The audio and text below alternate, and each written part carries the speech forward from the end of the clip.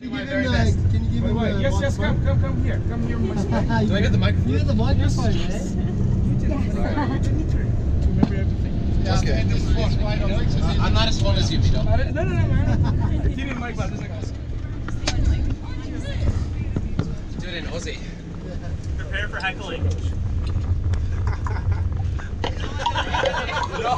I will be heckling. I'm gonna try to remember what I can. Man. Okay. Yeah, man. This minute's got to warm up. I'll bring you in, buddy. Ready? Ready? Oi! Boy! G'day, mate. Oh, you do? Ah, come on. Come on. What's that? Okay. So from the beginning? No, go to the end first and go backwards. That might be funny. Thanks. 1450 BC, yeah?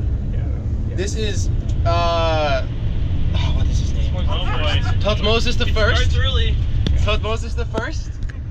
He was a big time king, and he had two children, one boy, one girl. Thutmose the Second, and Hatshepsut. And Hatshepsut, very hot, very pretty lady. Lots of carvings, very curvy. It's nice.